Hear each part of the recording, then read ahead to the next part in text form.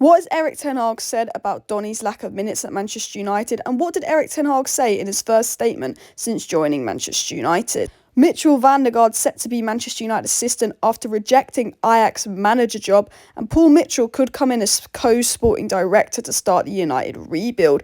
Harry Maguire is set to be dropped by Ralf Rangnick versus Arsenal, and which youngsters are in Erik Ten Hag's plan for the future? Hello and welcome back to Alice Talks Football, and it's been over 24 hours since Manchester United have announced Ten Hag. And you'll probably know that we've announced Ten Hag because there's not been 1, 2, 3, 4. I think there's been about 10 social media posts about Ten Hag to United. Lovely United, milking the social media, clicks, PR, positive attention to the club. Because you know what, everything about the club right now is negative. But this Ten Hag coming in, this Paul Mitchell news that they're going to get into is positive. The Mitchell van der Gaard news is positive. Obviously, in yesterday's live stream, I spoke about the Steve McLaren latest, which is positive. Some comments Erik Ten Hag's made is positive, and hopefully Manchester United are moving in a positive direction, a positive change. And reports coming out from The Athletic, a very reliable source of information, have said that Ralf Rangnick is preparing to take Maguire out of the starting lineup tomorrow versus Arsenal, and that Maguire is set to be dropped, which some people might also see as positive news. Now let me get into it because there's a lot to talk about. I mean, obviously Maguire being dropped, some relation to that by Instagram post. If you don't know what that by Instagram post was, I'll put it up on the screen. He basically said, he basically agreed with someone saying start Varane and buy. And to be fair, you can't really disagree with it at the moment, can you? I mean, I have no issue with Varane and Lindelof. Lindelof's a bit safer option than buy because he's played a lot more, and buy could be a bit rash. But I do think Maguire does deserve to be dropped on form. He's just not helping himself. Rudiger's agent also made some hints about Manchester United on social media. Very disrespectful to Chelsea, but I don't care about Chelsea. I'd like Rudiger. I just think he's doing that. I think he's probably just using United's name to get Rudiger a better deal. But let's get into what Ten Hag's had to say. So, Ten Hag's made his first statement and first few comments since joining Manchester United. So, what has Ten Hag said about joining Manchester United? What has Ten Hag said about Donny van der Beek's lack of minutes? And what is Ten Hag's plan? Well, this is what we're going to talk about. So make sure you hit a like, make sure you subscribe. Let's get into it. Ten Hag said yesterday when it was announced that he joined Manchester United that it's a great honour to be appointed the manager of Manchester United, and I'm hugely excited by the challenge ahead. I know the history of this great club and the passion of the fans, and I'm determined to develop a team capable of delivering the success they deserve. Boom. He knows it. He gets it. And that's a good statement from Ten Hag. Ten Hag also said, of course, it will be difficult to leave Ajax after these incredible years. I can assure our fans that I will complete my commitment to Ajax and focus on bringing the season to a successful conclusion before I move to Manchester United. He said that he's very happy the Manchester United deal has been finalised and officially announced, that clarity is very important, but his only interest right now is these last 5 games at Ajax, because obviously he's got a title challenge on his hands and he wants to finish his time at Ajax on a positive note. And, you know, big old statement from Ten Hag. Obviously, journalists are going to be pestering about Man United this, Man United that, but let him focus on Ajax. And once the season's up, let's see what Ten Hag has to say. We know that Ten Hag's got a big plan for the youth, which I'm going to discuss later on. If you watched my live stream yesterday, Ten Hag obviously wants to bring in all the assistants he wants. And basically, Ten Hag is going to bring in Mitchell van der Gaard, but he also wants to bring in Steve McLaren. And Man United said to Ten Hag, and this was a report that came out yesterday, oh, can you bring in Mitchell van der Gaard, but can you just work with the coaches we've got? And Ten Hag said, no, I want to bring in 2 coaches, not 1. And United were a bit like, oh, and then United backed down and let Ten Hag bring in 2 coaches. But United, from day one, were almost trying to see if Ten Hag would work with our current yes-man coaches. What a joke. But apparently Ten Hag is winning that battle. But I will give you more updates on that as it comes out. But this was a really interesting thing that the Times has said. And they said that Ten Hag's first request at Manchester United was to change the door in his office. Yes, a weird first request. But he said he wanted a door with a window pane in it. And apparently when the director asked us, he said because he wants everyone to see how many hours he's going to put in. Fair enough. I have no issue with that. Setting an example as the manager, putting a lot of hours in, and hopefully he will set an example to the players to hopefully put a lot of hours, effort and work in back.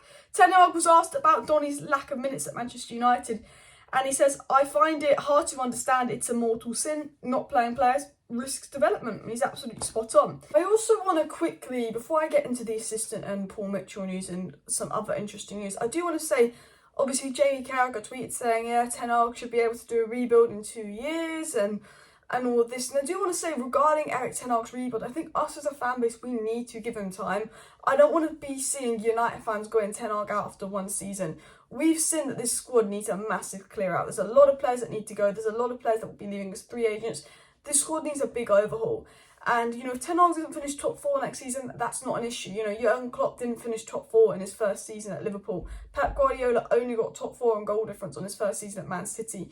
This first season for Erik Ten Hag isn't about top 4, it isn't about trophies, it's about clearing out the club, starting something new and implementing that. And his style of play, Erik Ten Hag's style of play, is so different to what we used to do at Manchester United.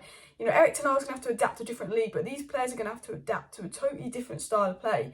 And I don't think that we're going to get top 4 next season. And I don't think that is an issue. I think next season is ultimately about putting the foundations in place, changing people on the board, changing the structure of the club, the recruitment, the scouts, the coaches, changing the players, changing the style of play. And that's going to take a couple of years. And I think realistically, we need to give Ten Hag at least 3 years, hopefully 3 good transfer windows where he's back before we can cast judgment. We just need to do what Liverpool done with Klopp, but we need to do that with Erik Ten Hag. And I hope as a fan base, if Erik Ten Hag doesn't have a good third season, we're not going Ten Hag out. Because I think we've had enough managers. It's been 9 years without a league title. But we can go, is it really on the manager now? Because we've turned on every manager. We're starting to realise and wake up as a fan base. Could these players be better? Are these players throwing managers under the bus? Could the board do better?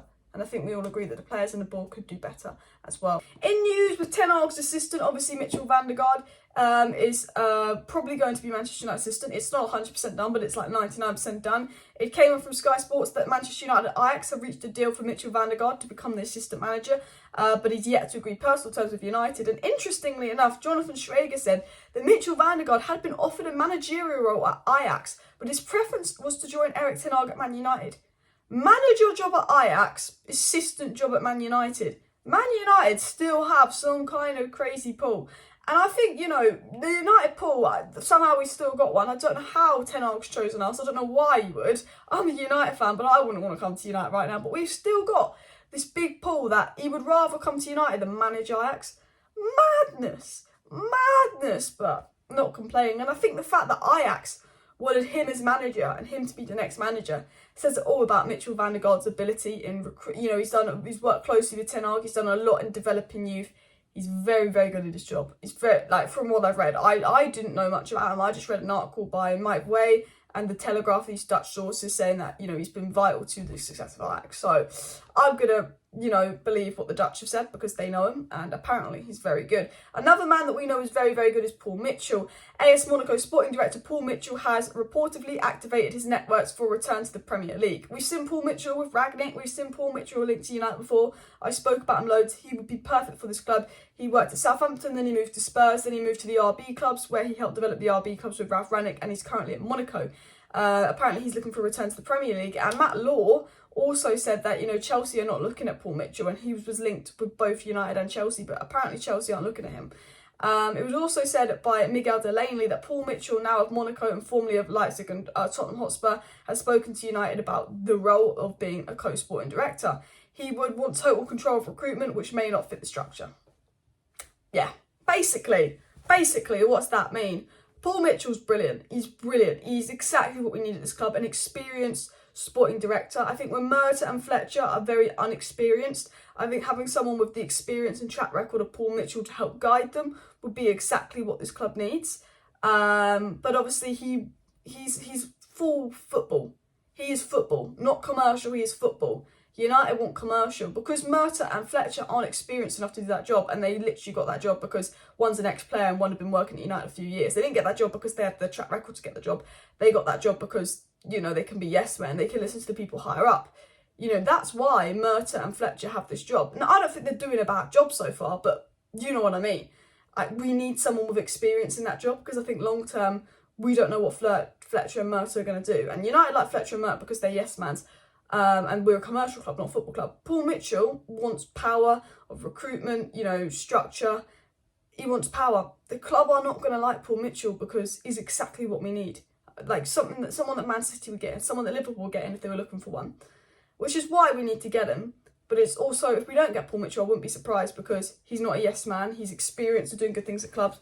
him, Paul Mitchell, Rangnick, Ten Hag and Mitchell van der Gaard at Manchester United would be the perfect foursome. Like 100, like would work brilliantly together.